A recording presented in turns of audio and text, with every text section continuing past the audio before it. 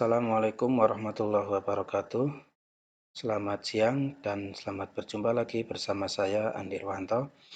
Yang pada kesempatan kali ini saya ingin berbagi tutorial tentang bagaimana cara menggunakan program aplikasi SPSS untuk menyelesaikan berbagai macam permasalahan statistik. Kebetulan pada kesempatan kali ini saya menggunakan SPSS versi 25 yang sudah saya install. Untuk sahabat-sahabat yang belum menginstal SPSS di laptop atau komputernya, silakan diinstal dulu.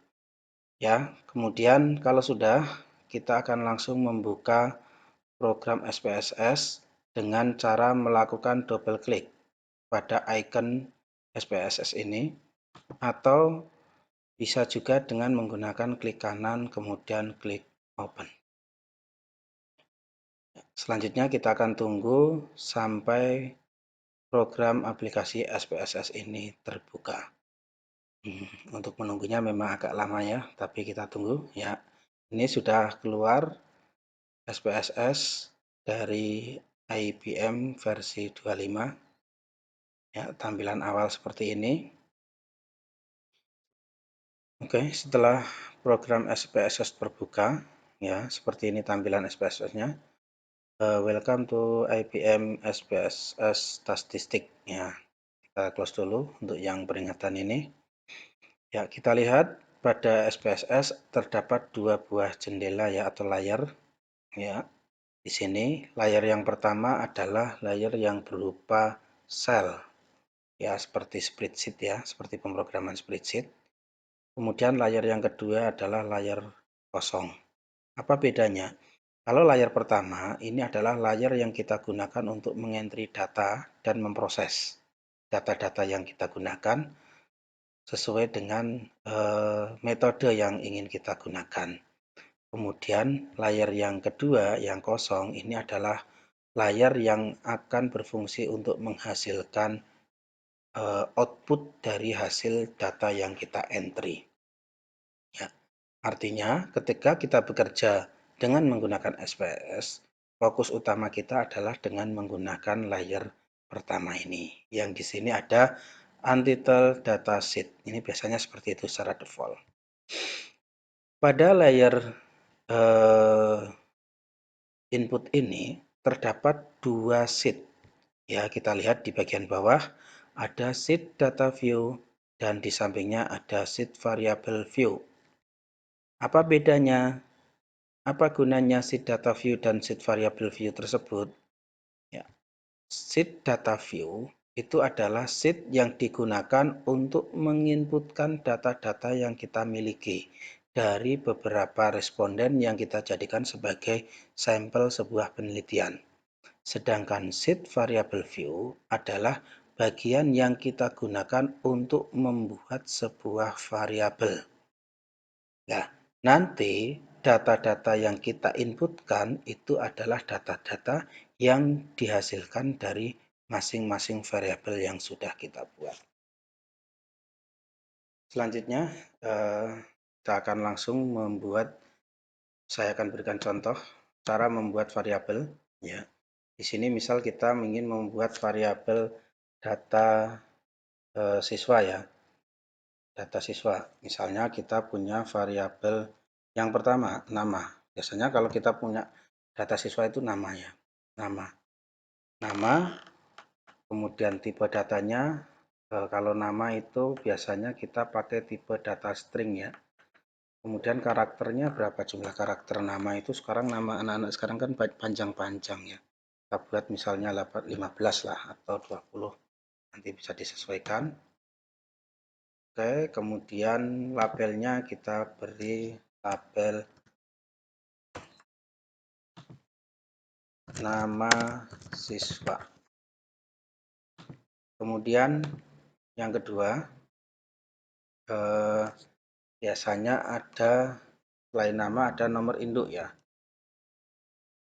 Nomor induk siswa, NIS. NIS ya. NIS itu tipe datanya misalnya string juga ya. Misal kita pakai, kalau numerik itu angka, berarti kita pakai ring juga nggak apa-apa, karena walaupun angka tetapi dia tidak digunakan untuk perhitungan. Ya, nggak usah dikasih desimal. Kemudian di sini kita kasih labelnya nomor induk siswa. Kemudian di sini kita yang berikutnya adalah nomor nama tinggi badan, misalnya tinggi badan. Tidak bisa ya, di sini ada keterangan variable name contains an illegal character, artinya karakter yang kita masukkan itu ilegal. Kenapa? Karena tadi saya memasukkan spasi. Jadi pada name variable itu tidak boleh ada spasinya. Misalnya saya masukkan tinggi, kita ganti dengan underscore badan, insya Allah bisa.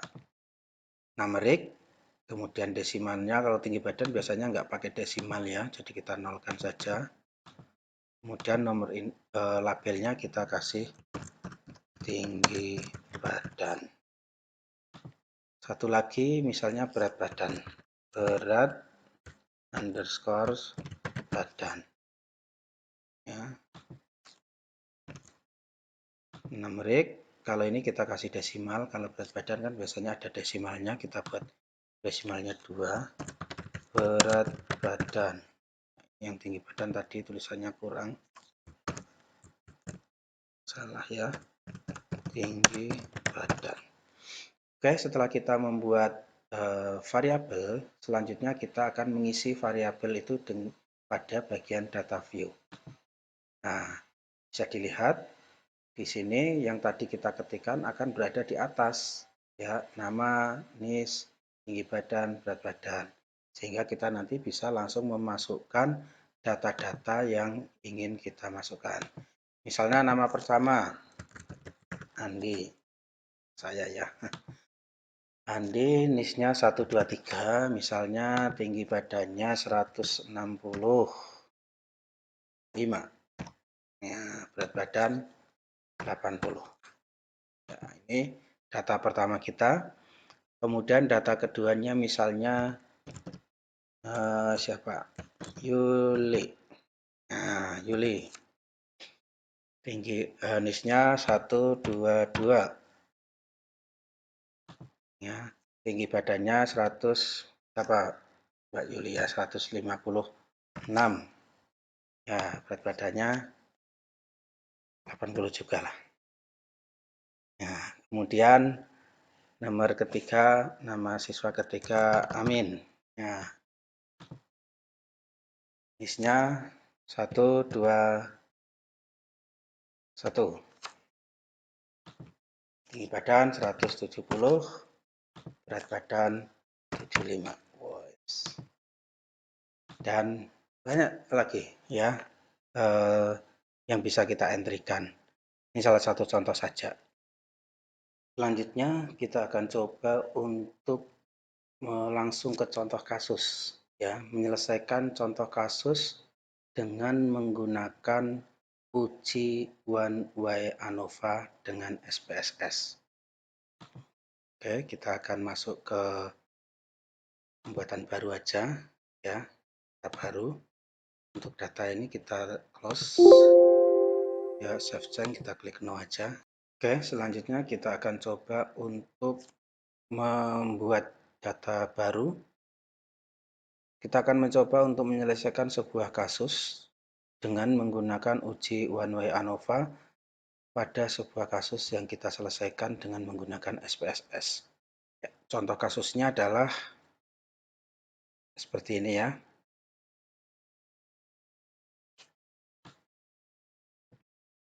Seorang peneliti ingin mengetahui apakah terdapat perbedaan nilai rata-rata ujian nasional.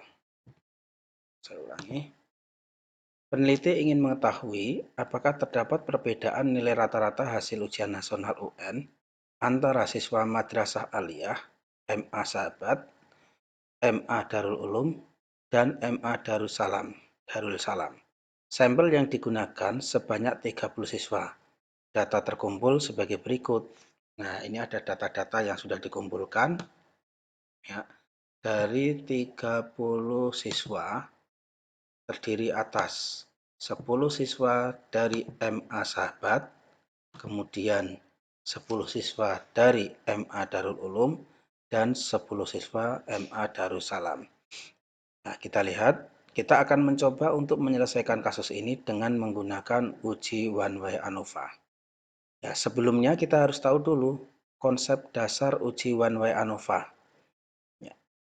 Istilah lain dari uji one way ANOVA itu atau analisis of varian itu adalah uji ANOVA satu faktor.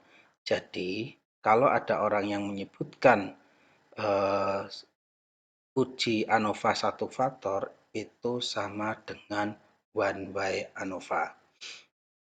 Konsep dasar yang kedua, uji one way ANOVA berguna untuk menguji perbedaan rata-rata data lebih dari satu kelompok. Jadi, untuk melakukan uji one way ANOVA, maka data-data yang diperlukan adalah lebih dari satu kelompok. Berarti minimalnya 2 kelompok. Kemudian persyaratan menggunakan uji one way ANOVA. Agar bisa kita gunakan uji one way ANOVA ini, ada syarat-syarat yang harus dipenuhi. Yang pertama, sampel berasal dari kelompok yang independen.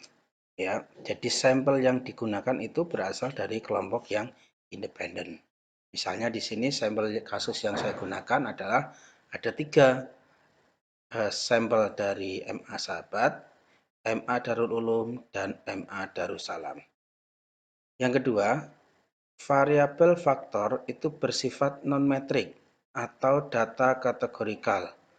Ya, artinya data itu bukan berupa data angka untuk variabel penelitian yang kita gunakan.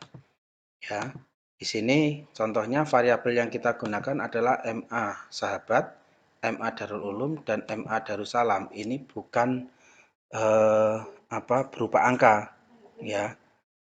Beda kalau kita menggunakan misalnya di sini adalah gaji pegawai misalnya.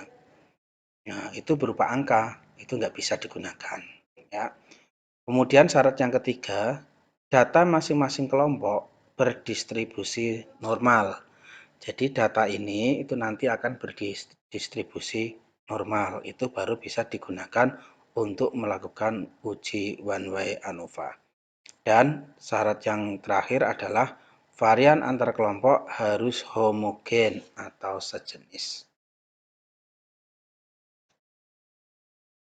Selanjutnya kita akan coba untuk menguji ya data-data ini dengan menggunakan uji one way ANOVA. Langkah-langkah menguji atau melakukan uji one way ANOVA adalah yang pertama, melakukan uji normalitas Shapiro-Wilk atau uji normalitas data. Selanjutnya, melakukan uji homogenitas dan baru terakhir kita bisa melakukan uji one way ANOVA.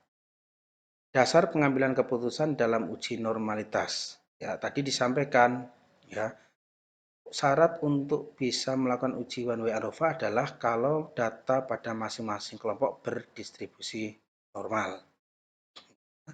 Berarti di sini kita harus menguji dulu. Ya, dasar untuk pengambilan keputusan apakah data itu normal atau enggak, itu adalah jika nilai signifikansi atau nilai fix itu lebih dari 0,05, maka data berdistribusi normal. Tetapi jika nilai signya itu kurang dari 0,05, maka data berdistribusi tidak normal. Oke, kita akan langsung saja melakukan menganalisis, menguji dengan uji one way ANOVA data-data ini ke dalam SPSS kita aplikasikan. Tetapi untuk mempermudah penyelesaian kasus ini dengan menggunakan SPSS, terlebih dahulu kita melakukan pengkodean dulu. Agar data-data ini mudah diolah, maka kita harus mengklasifikasikan dengan menggunakan kode-kode pada data-data ini. Sebagaimana sudah saya buat ya di sini. Kita tentukan data 1, kita kasih kode 1 itu adalah untuk Madrasah Aliyah MA Sahabat. Ya, ini kodenya 1.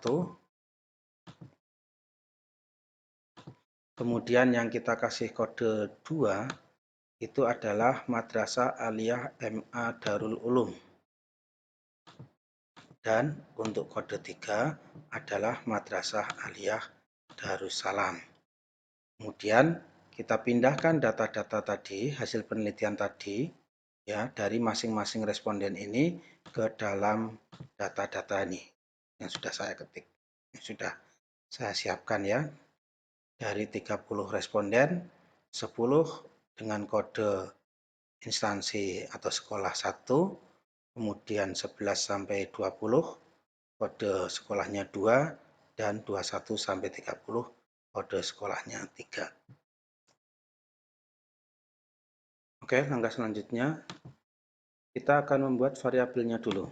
Ya, di sini di name variabel kita buat 2 buah variabel. Variabel pertama kita beri X. Kemudian variabel ini di label kita berikan instansi. Maksudnya instansi itu adalah sekolah madrasah aliyah tadi. Kemudian pada bagian value di sini kita klik ya, sebagian ujung kirinya ya, di kiri ini kita klik ya. Kemudian di sini kita beri sesuai dengan pengkodean tadi ya. Di sini 1 Madrasah Aliyah Sahabat, MA Sahabat. 1 di sini kita tulis MA Sahabat dan kita add. Kemudian 2 untuk nilai yang kedua adalah Madrasah Aliyah Darul Ulum. Kita klik MA Darul Ulum. Kita add lagi. Dan yang ketiga adalah Madrasah Aliyah MA Darussalam. MA Darussalam. Oke. Oh, belum kita oke ya, kita add dulu. Baru kita oke. Untuk desimal kita nolkan karena itu enggak ada desimalnya. Setelah itu kita buat yang variabel kedua adalah variabel Z. Variabel Z di sini kita labelnya kita beri rata-rata nilai ujian nasional, nilai UN. Desimalnya karena di data itu enggak ada desimalnya, maka desimalnya kita nolkan. Intinya kita sesuaikan dengan kebutuhan ya. Ya. Setelah ini untuk yang lain ya kita biarkan saja default apa adanya. Kita buka bagian sheet data view.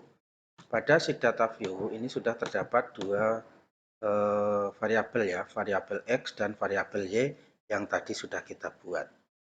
Langkah selanjutnya adalah dengan memindahkan data-data yang sudah kita buat yang ada di Excel, kita pindahkan ke ya, kita copy ya, kita blok, kemudian kita Ctrl C atau kita klik kanan copy, kemudian kita masuk ke menu SPSS tadi, ke data view, kemudian kita paste di sini, paste.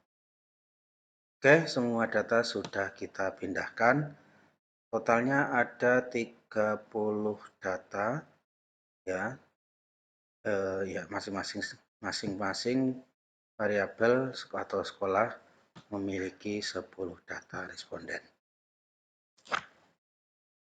Selanjutnya, karena kita akan melakukan uji normalitas, ya, uji normalitas Shapiro-Wilk atau uji normalitas data, maka kita akan melakukan beberapa langkah, yaitu pertama kita klik analis. Setelah kita klik analis, berikutnya kita pilih deskriptif statistik, kemudian kita klik explore. Nanti akan muncul explore Windows atau jendela Windows, jendela explore.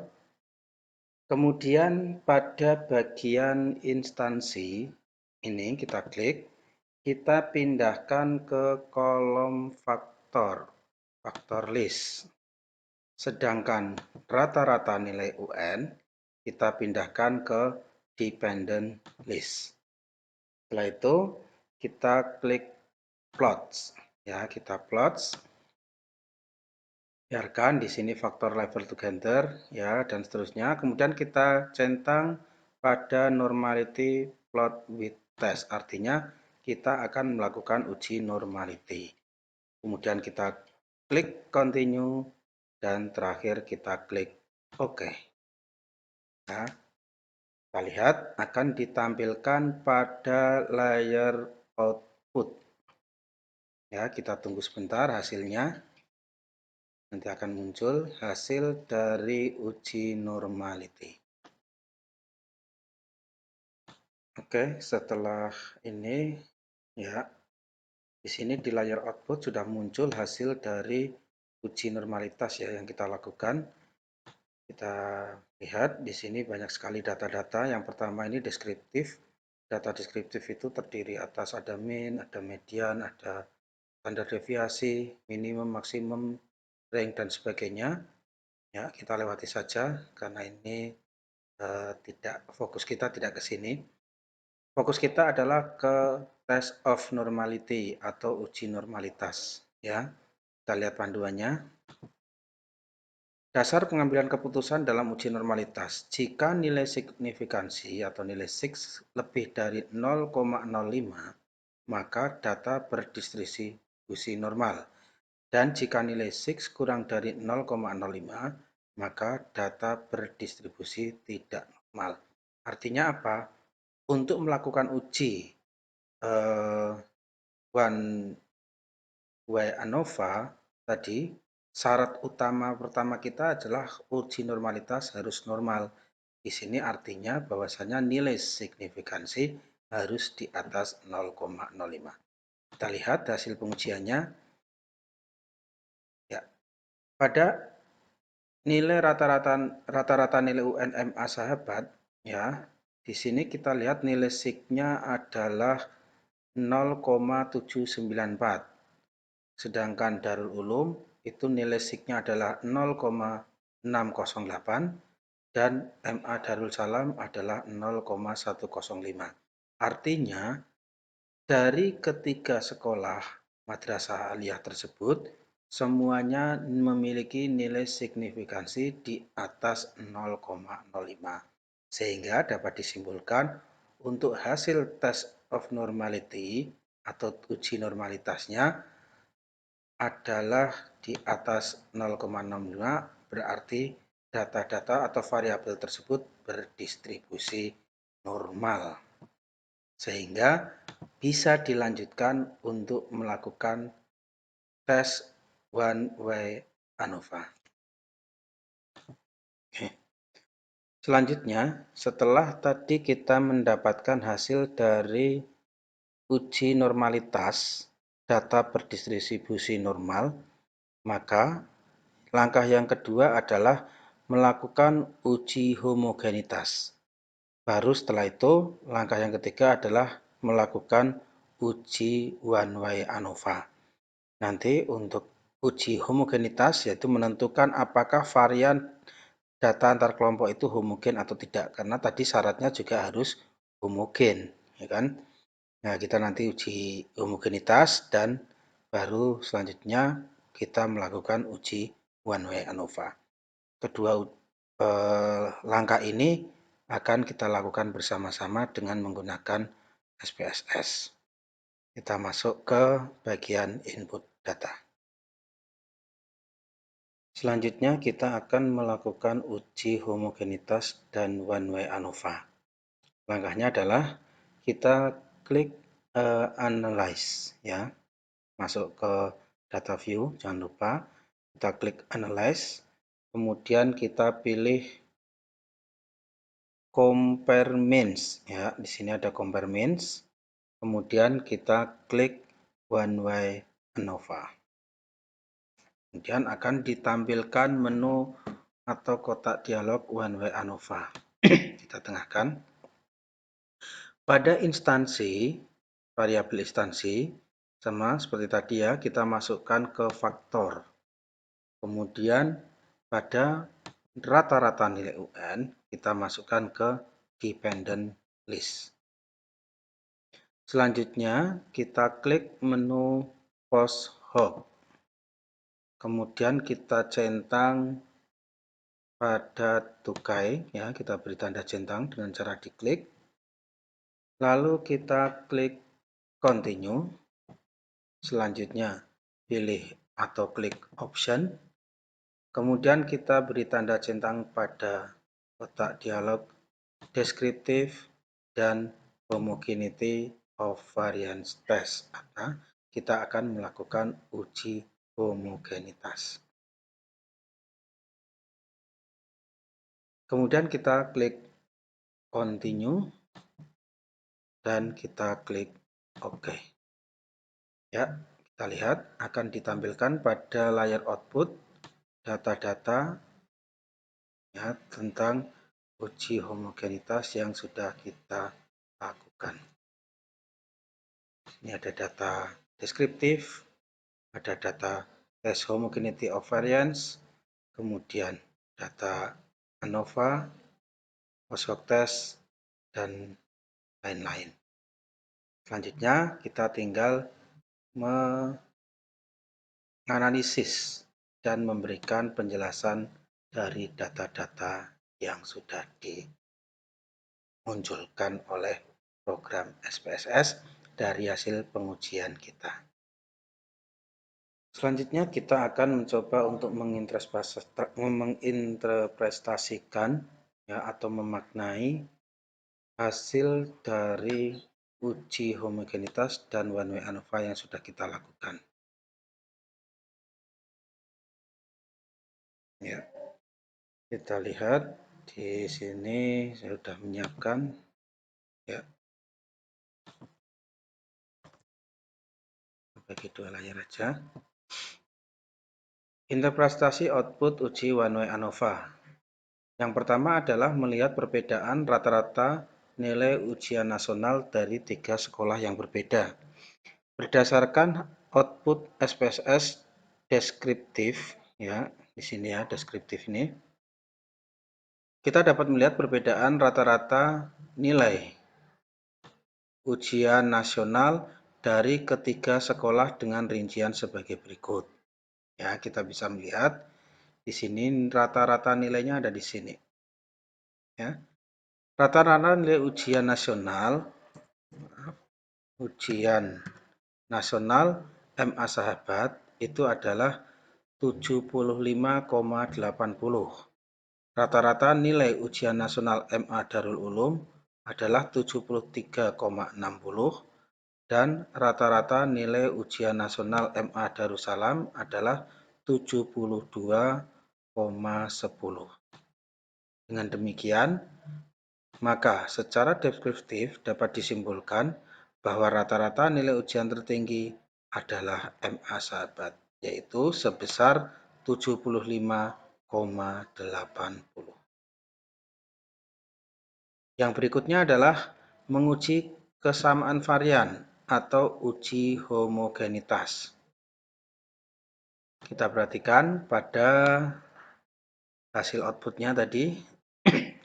Di sini pada tabel test of homogeneity of variance di sini ya, kita bisa lihat. Ya, sudah saya pindahkan juga ke sini. Ya, kita analisis. Berdasarkan output SPSS pada bagian tes homogeneity of variance, ya, diperoleh nilai signifikansi atau SIG sebesar 0,785. Ya, di sini nilai SIG-nya adalah 0,785 yang artinya lebih besar dari 0,05. maka dapat disimpulkan bahwa varian dari 3 kelompok rata-rata nilai ujian nasional dari masing-masing sekolah yang ada, yang kita bandingkan tersebut adalah sama atau homogen. Ya. Sehingga asumsi homogenitas dalam uji Venn-Y-ANOVA itu terpenuhi.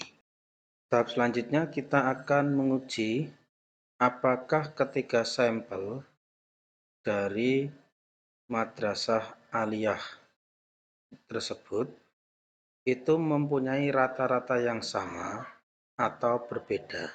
Ini merupakan uji ANOVA.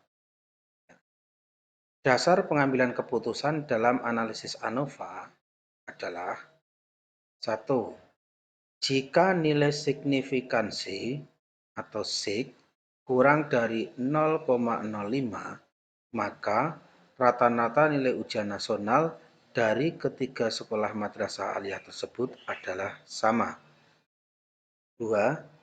Jika nilai signifikansi atau sig kurang dari 0,05, maka rata-rata nilai ujian nasional dari 3 madrasah itu berbeda. Oke, selanjutnya kita akan lihat tabel hasil pengujian, ya, hasil pengujian yang sudah kita lakukan. Kita pelan-pelan saja, yang penting kita paham. Kita lihat tabel ANOVA di sini. Pada tabel uji ANOVA rata-rata nilai UN ditunjukkan bahwa nilai signifikansi yang diperoleh adalah 0,739. Artinya apa? Ya, ini sudah saya pindahkan ke sini juga. Ini kita maksimiskan ya. Oke. Ya. Berdasarkan tabel ANOVA tadi, ya, bahwasanya nilai signifikansi yang didapat adalah 0,739. Artinya 0,739 itu lebih besar daripada 0,05, sehingga dapat disimpulkan bahwa rata-rata nilai ujian nasional dari ketiga sekolah madrasah aliyah tersebut adalah sama secara signifikan atau secara kenyataan itu memiliki nilai rata-rata yang sama. Selanjutnya kita akan mencoba untuk membandingkan dan mencari kelompok mana saja yang memiliki rata-rata nilai ujian nasional sama dan tidak sama. Ini adalah tes post hoc. Ya.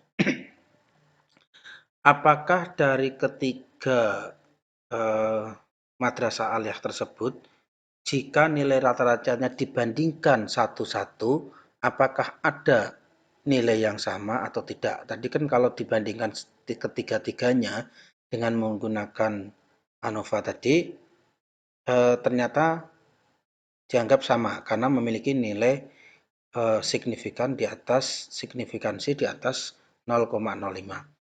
Sekarang kita akan mencoba untuk mencari tahu jika kita bandingkan antara satu madrasah aliyah dengan madrasah aliyah yang lain satu-satu, apakah juga tetap akan menghasilkan nilai sama atau nilai berbeda dengan menggunakan tes post hoc ya. Kita lihat tabel outputnya lagi. Di sini.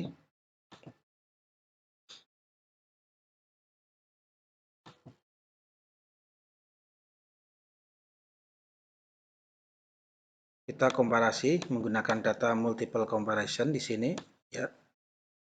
Kita akan komparasi antara MA Sahabat dengan MA Darul Ulum dan MA Darussalam yang pertama. Kita lihat langsung saja fokus ke nilai signifikansinya. Nah, ternyata MA Sahabat jika dibandingkan dengan NA Darul Ulum itu memiliki nilai signifikansi 0,089. Artinya nilai rata-rata antara MA sahabat dan MA Darul Ulum itu adalah sama secara signifikansi. Kita bandingkan yang selanjutnya antara MA sahabat dengan MA Darul Salam. Juga memiliki nilai di atas, nilai sig-nya di atas 0,05 karena di sini nilainya 0,719. Artinya, jika MA sahabat dibandingkan dengan MA Darul Ulum atau MA sahabat dibandingkan dengan MA Darul Salam itu memiliki nilai signifikansi yang sama. Artinya dapat dikatakan bahwasanya rata-rata dari MA sahabat dengan kedua MA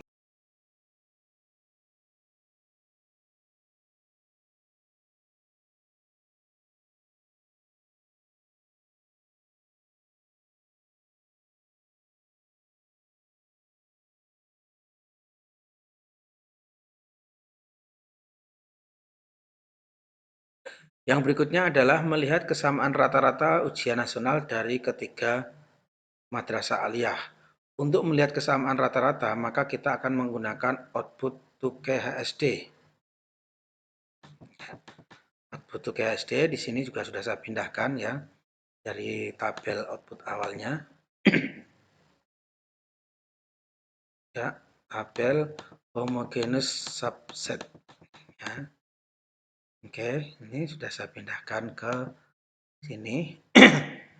Kita lihat berdasarkan tabel homogeneous subset di atas dapat dilihat pada kolom subset for alpha di sini. Kita lihat kolom ini.